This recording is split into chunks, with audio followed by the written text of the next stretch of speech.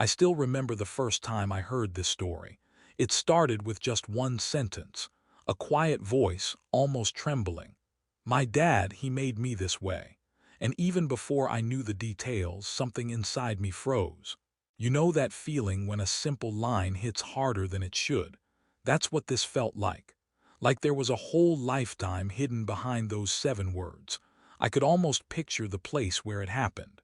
A lonely ranch stretched under a huge, empty sky, wind brushing over dry grass. The kind of silence that makes every sound feel louder. A rancher standing by his fence, just minding his day, and then hearing that one sentence from someone who looked like they'd been carrying it forever. The rancher didn't move at first, didn't speak. I imagine he just stared, trying to understand what those words meant and what kind of story they were about to open. Because in that moment you can tell, this isn't small, this isn't casual. This is someone stepping out of their own darkness and finally letting someone else see it. And the rancher, someone used to dealing with storms, wild animals, broken bones, looked shaken in a way he hadn't been in years. I can almost feel the tension of that silence, the shock, the weight of a truth he wasn't prepared for, but what he did next, nobody in their right mind would expect. And honestly, that's the part that kept me hooked. Because the moment he made his choice, everything changed. The rancher wasn't the kind of man who talked much about himself. People around town described him as steady.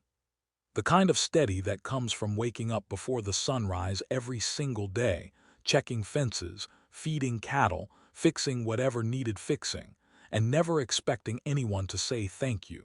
He had lived most of his life on that ranch, passed down from his father and his father before him. Hard land, tough weather, quiet nights, a place where you learn early that nothing grows without effort, and nothing survives without strength. But the truth is, even a strong man has places inside him he never lets anyone see. The rancher had his own past buried deep, his own mistakes, his own regrets. He'd built routines around them, let the rhythm of chores cover the parts of him he didn't want to face. He was a man used to control, a man who thought he understood the world well enough not to be surprised anymore. And then came the kid, not a child, not fully grown. That age where you look almost like an adult, but the world still feels like a giant weight you don't know how to hold. The kid had been around the ranch before, helping out sometimes. The rancher didn't ask many questions. He didn't need to. You can tell a lot just by watching someone work. And this kid, quiet, careful, almost too gentle for a place like this, always seemed like he was trying to disappear into the background. The rancher noticed it, even if he didn't comment. There's a kind of silence people carry that says more than words ever could. The kid had that silence, the kind that feels learned, not chosen. That day, when the kid finally spoke, it wasn't planned. You can tell when words come out because someone forced themselves to say them. But these came out because the kid couldn't hold them in anymore. The rancher had been doing something simple, something ordinary. He was untangling a rope near the barn, the sun almost setting. The air smelled like hay and dust. The kid stood there, hesitant, shifting weight from one foot to the other. Then came that line. My dad, he made me this way. The rancher felt it before he understood it, like someone had suddenly pulled the temperature down. A sentence like that doesn't fall out of someone's mouth casually. It comes from a place deeper than fear, from something shaped over years, something carved into a person by someone they trusted. The rancher let the rope fall from his hands. He turned slowly, not wanting to spook the kid, not wanting to push too fast. He had known tough men all his life, and he'd known broken ones too. But this was different. This was someone on the edge of collapsing or breaking open.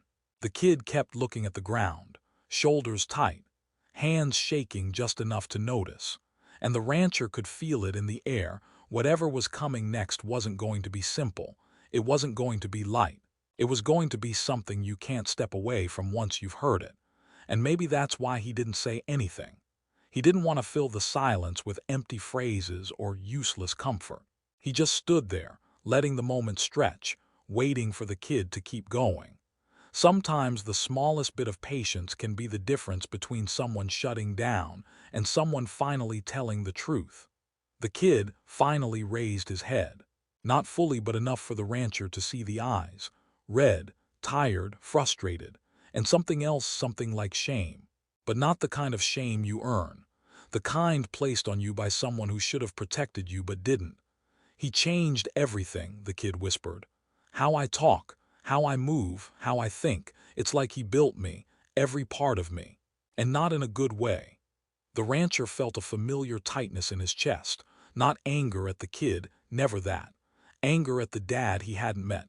Because men like that, men who use their power to bend someone small and young into fear. The rancher had known a few, and he hated that type more than anything else in the world. But he still didn't interrupt. He wanted to understand, to let the kid finish. "He always said he was making me stronger," the kid continued. "But all he really did was make me scared.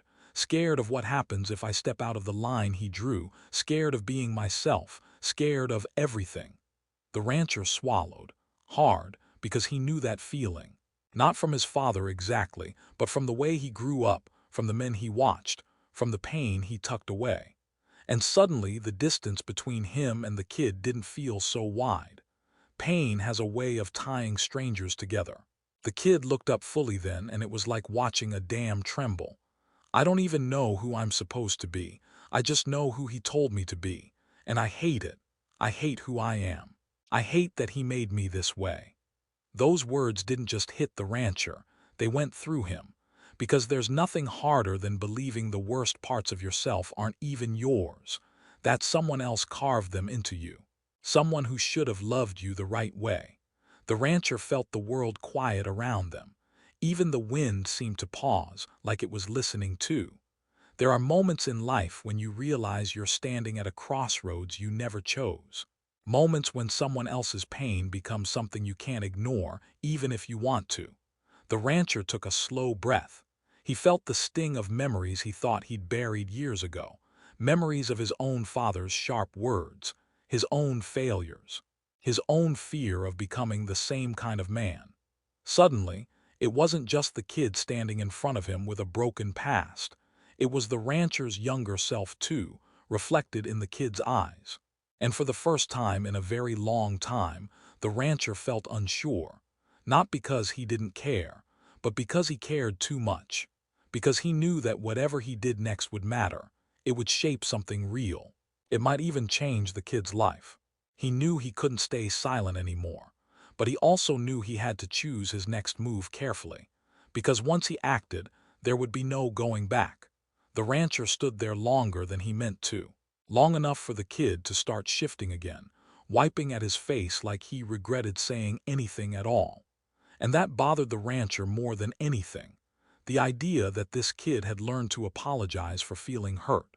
Learned to hide pain because someone taught him pain was weakness. He couldn't let the silence turn into shame, not this time. So he took one slow step forward, boots scraping against the dirt. Not fast, not loud. Just enough to show he wasn't walking away. He didn't reach out. He wasn't the kind of man who rushed to touch someone who flinched at raised hands. He just got close enough that the kid could feel he wasn't alone. "What did he do to you?" the rancher asked, voice low, steady, like he was talking to a scared colt, not a broken person. "Tell me plain." The kid hesitated. You could almost see the war happening inside. One part desperate to let it all out, the other terrified to say too much. When someone grows up afraid of being punished for honesty, the truth feels dangerous, even when it needs to be spoken. But then the kid exhaled a shaky breath and the story started to spill. "It wasn't just the yelling," the kid said. "It was everything, the rules, the way he watched me, the way he told me who I was before I ever figured it out myself." The rancher's jaw tightened. He'd seen that kind of parenting before. People calling it discipline or tough love, when really it was just control. Just fear dressed up as authority. "He said I was weak," the kid continued. "Said I was too soft. Said if I kept acting like myself, the world would crush me. So he tried to crush me first, I guess." The rancher felt something twist inside him. He knew men who believed that nonsense, men who thought breaking a child was the same thing as making them strong. But he'd seen the truth. Broken kids didn't grow into strong adults. They grew into adults who never stopped feeling small. The kid kept going, words trembling but gaining momentum like they'd been waiting years to escape. He'd make me do things just to toughen me up. Chores that were way too hard. Work meant for grown men. And if I couldn't keep up, if I tripped or cried or said I was tired, he'd look at me like I'd disappointed him just by existing. Like I was some mistake he had to fix. The rancher felt heat rising up his neck, not the heat of embarrassment, the heat of anger, controlled, quiet anger, the kind that grows when you hear about cruelty done by someone who should have been a protector. The kid's voice softened, almost a whisper, and after a while I stopped trying to be me. I tried to be whatever he wanted. I changed the way I talked so I wouldn't sound weak. I changed the way I walked so I wouldn't look scared. I changed everything, and I hate it. I feel like I'm not even a real person. That broke something in the rancher. It hit deeper than he expected, because buried inside those words he heard echoes of his own past. He remembered being young, trying to be the son his father demanded instead of the person he really was. He remembered the exhaustion of holding himself rigid, pretending not to care, pretending not to hurt, pretending he was made of stone. And he remembered the day he realized he didn't even know what he actually liked or wanted anymore. He only knew what he'd been told to want. The memory stung like an old wound suddenly torn open. The rancher looked at the kid again, really looked. The slumped shoulders, the guarded eyes, the way he held himself tight like he was bracing for impact even though there was no threat in sight. That wasn't weakness. That was survival. The kind of survival that marks a person inside, shaping them without permission. He took a breath, slow and steady, grounding himself before he spoke. Kid, your dad didn't make you, not the real you. He pushed you. He scared you. He shaped your reactions, but he didn't build your soul. The kid blinked, confused, maybe even a little skeptical. The rancher wasn't done. That man told you lies, he said quietly. He told you fear is strength. He told you silence is safety. He told you who you had to be so he wouldn't have to face who he was. The kid's lip trembled, not out of weakness, out of recognition. The rancher continued, voice steady but softer than before. He tried to mold you into something he understood, but he never destroyed the part of you that's yours. I promise you that. The kid shook his head. You don't know that. I do, the rancher said firmly. Because you're standing here telling me the truth, that means you're still in there, the real you, the one he tried to bury, someone who can still feel, still question, still hope. Weak people don't do that. Broken people don't do that. You do that because you're stronger than he ever was. For a moment, the kid just stared at him, like no one had ever said something like that before. Like the idea that he had strength inside him was brand new and almost unbelievable. But then something flickered in his eyes. Not joy, not confidence, just a tiny spark of disbelief starting to shift into possibility. The rancher saw it happen, the smallest lift in the kid's shoulders, the tiniest release of tension in the jaw. A moment so small most people wouldn't notice. But the rancher wasn't most people. He knew what it looked like when someone took their first breath after being held underwater for years. And he knew this was only the beginning. A confession wasn't the end of a story like this. It was the opening of a door that had been locked for far too long. The kid wasn't healed, he wasn't fixed, but he'd spoken the truth.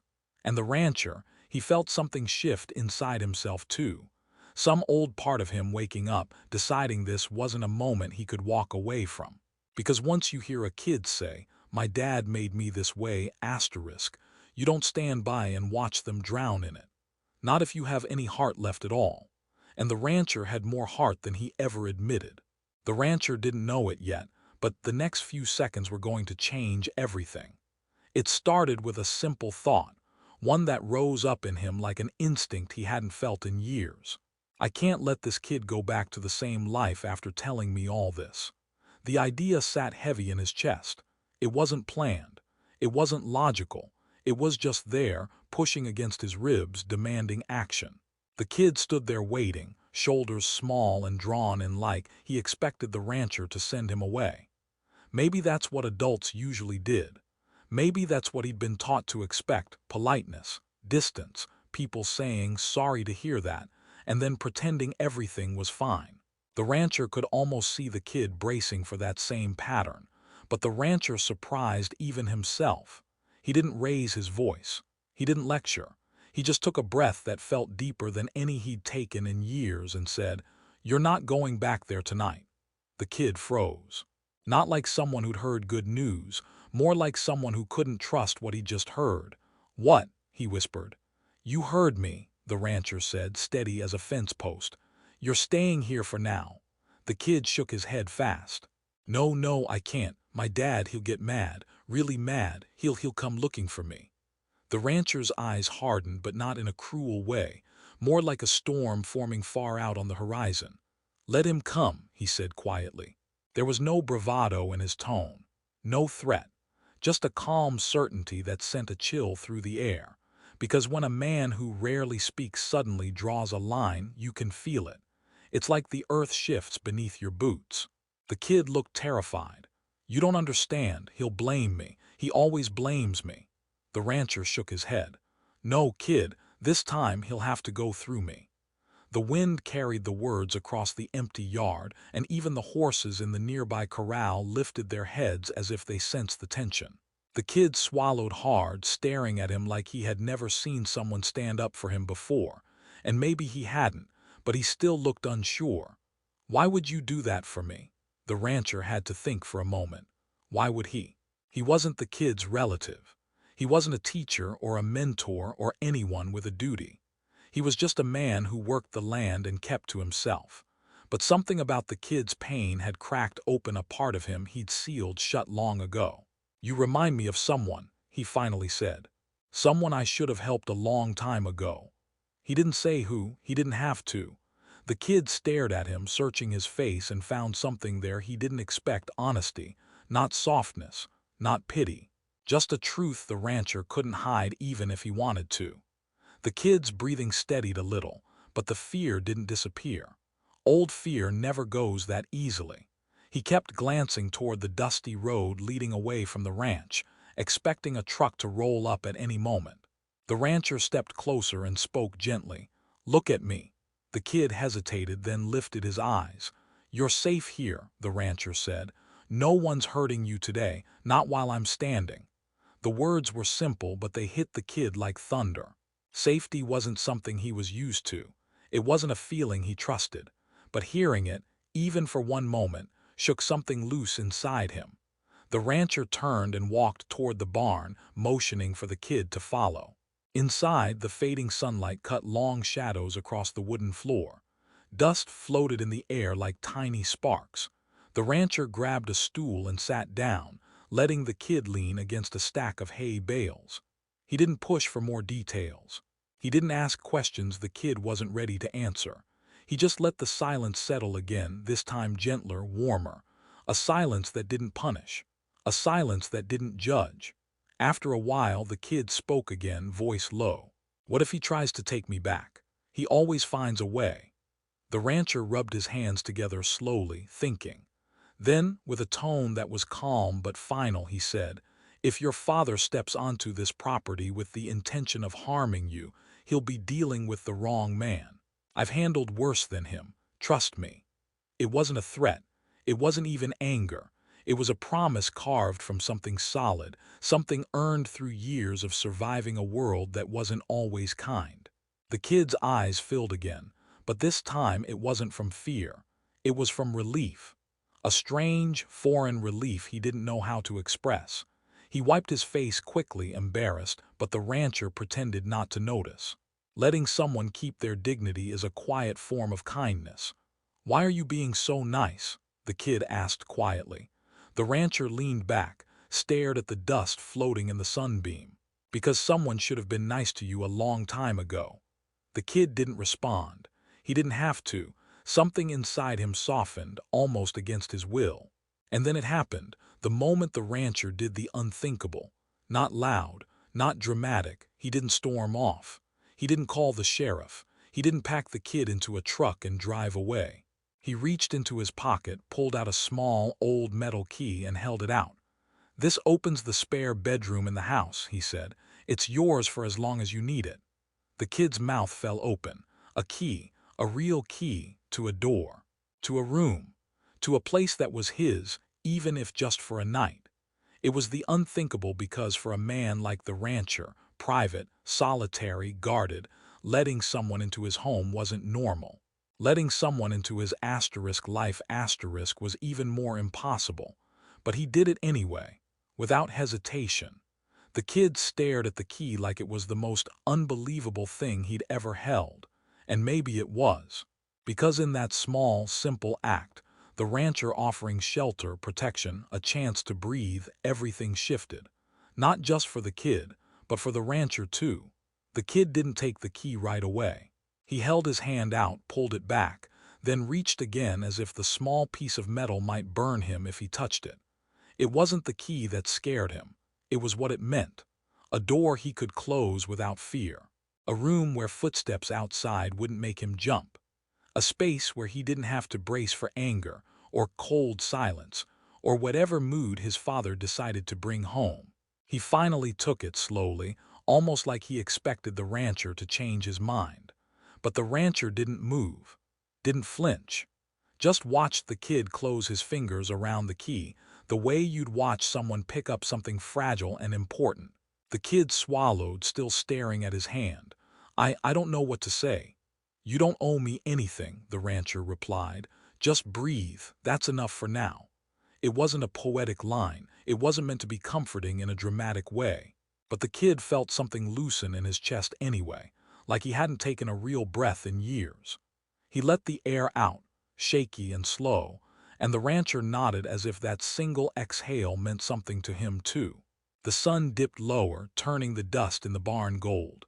The sound of the horses shifting, the creak of the wood, everything felt softer. Not warm exactly, but not sharp anymore. The kid sat down on the old hay bale beside him, hugging his knees like someone who wasn't sure he was allowed to relax. For a long minute, neither of them spoke. And for the first time, the silence didn't feel dangerous. "Does it ever go away?" the kid finally whispered. "The feeling that you're broken." The rancher didn't answer right away. He rubbed his hands together, thinking, not about himself, but about whether telling the truth would help or hurt. Honesty meant revisiting things he hadn't touched in years, but the kid deserved something real, something not polished or easy. "No," the rancher said softly, "it doesn't go away."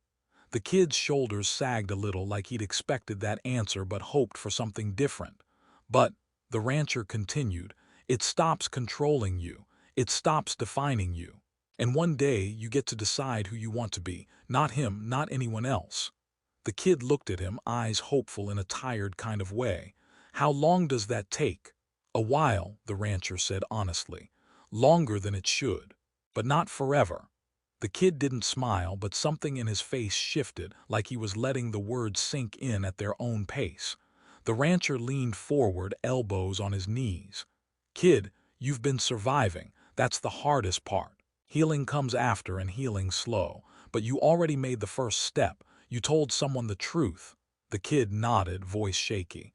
"I was scared you'd think I was weak." "You think telling the truth makes you weak?" the rancher asked. "That's what your dad taught you, not life. Life knows better." The kid seemed to absorb that, chewing on it quietly. Then he whispered, "What if I don't know who I am without him?" The rancher let out a slow breath. "Then we figure it out. Bit by bit. You don't need all the answers today." It was simple. So simple the kid didn't know what to do with it. Support without strings. Guidance without judgment. It felt unreal. They walked toward the house as the sky faded into deep blue. The rancher opened the door and motioned him inside. The place wasn't fancy. Old wood floors, mismatched chairs, the smell of coffee that seemed permanently absorbed into the walls. It wasn't much, but it was safe. Safe in a way the kid hadn't felt in years. He looked at the spare room, a plain bed, a small dresser, a single lamp, nothing special. But to him, it was everything. A room that didn't feel like a prison. a room that didn't echo with someone else's anger. The kid stood there for a long moment, taking it in. The rancher didn't rush him. He just leaned against the doorframe, arms crossed, watching carefully. "You can stay as long as you need," he said. "You hear me? There's no timeline." The kid looked back, eyes glassy. "What if my dad comes?" "He won't go through me," the rancher said with quiet conviction. "And if he tries, he'll learn what a mistake that is." The kid's breath hitched, not from fear but disbelief. Someone was willing to defend him. Someone who didn't need anything in return. Someone who didn't want to change him or fix him or mold him. Just someone who wanted him safe. He sat on the edge of the bed, running his hand over the blanket. Not testing it, just making sure it was real.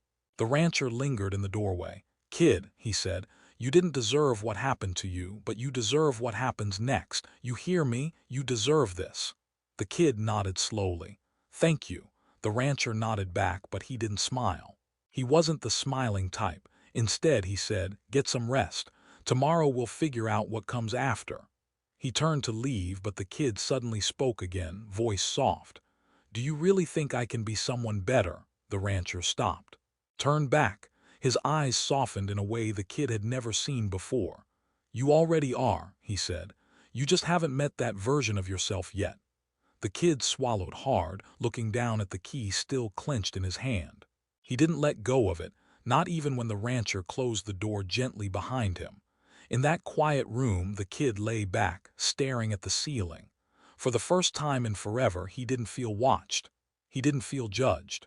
He didn't feel trapped. He felt possible. And he held that feeling close, unsure of how long it would last, but knowing, deep down, that tonight was the first night he wasn't defined by fear.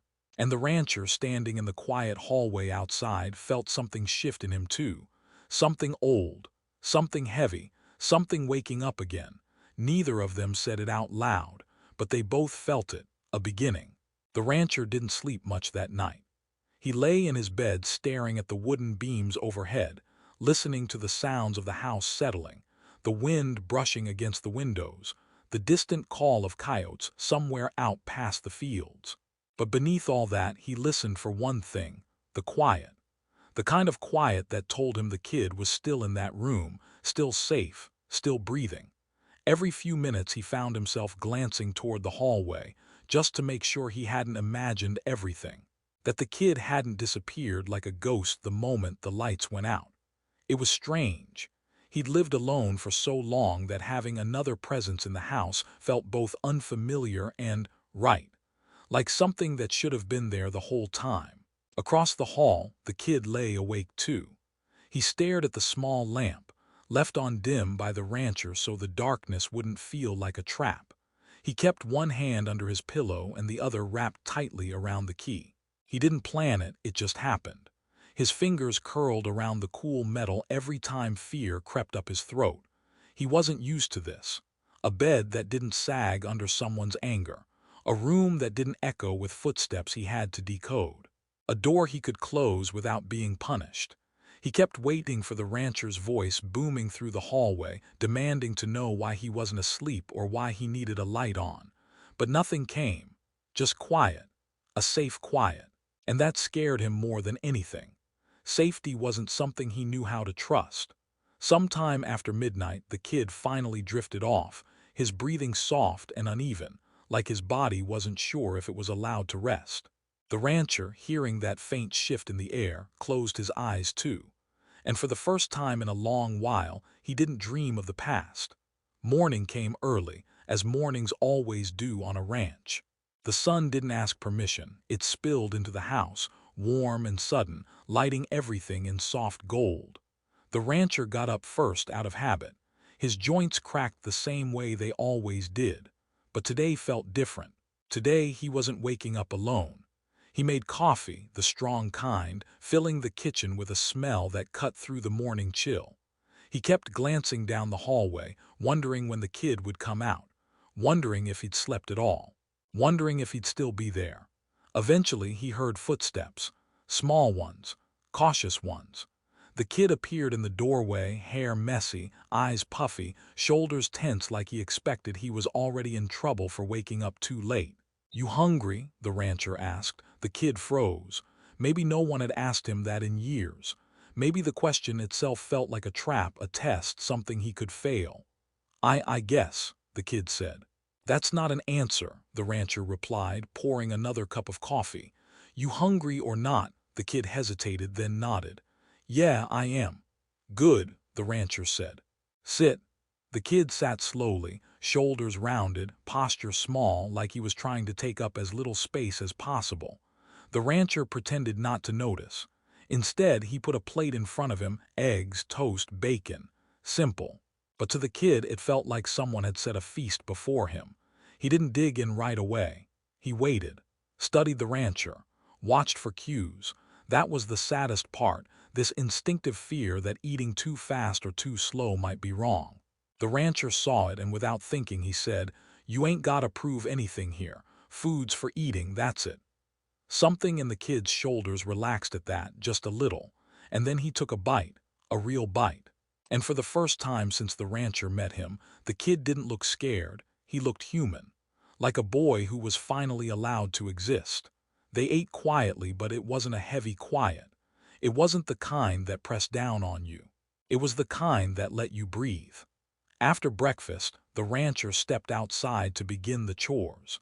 He assumed the kid might stay inside, maybe rest a little longer, but within a few minutes he heard the door creak open. The kid walked out, hesitant but determined. "I want to help," he said. The rancher raised an eyebrow. "You sure it's real work, not the punishment kind, the real kind?" The kid nodded. "I want to do something." So the rancher handed him a pair of gloves that were too big and showed him how to feed the horses, how to scoop grain, how to check the water trough. And something strange happened. Every time the kid did a chore, the rancher noticed a flicker of pride in his eyes. Not because he was impressing anyone, but because he was allowed to exist without criticism. At one point, the kid looked up at the sky, the bright, wide, open sky, and something in his face changed. Like he was seeing a world far bigger than the one he'd been trapped in. The rancher watched him silently, not wanting to break the moment. "You ever think," the kid said slowly, "that maybe I could, I don't know, be different? Be someone better?" The rancher leaned against the fence. "You're already different from what your father said you were." "Yeah, but," the kid swallowed, "I want to be strong, not the kind he meant, a different kind." The rancher nodded. "Then that's what you work toward, you build it day by day. Strength ain't something you pretend to have. It's something you earn from surviving and choosing differently." The kid looked away, emotions tangled on his face, fear, hope, doubt, all mixed together. "Is it really possible?" he whispered. The rancher didn't smile, but his voice softened. "Kid, the fact you're asking that question means you're already on your way." And the kid looked down at his hands, the same hands he once believed were only good for failure. And for the first time, he wondered if maybe, just maybe, they could build something new. Not for his father, not out of fear, but for himself. And standing there in the morning sun with the ranch stretching out around them like a promise, both of them felt something shift, something small, something quiet, something real.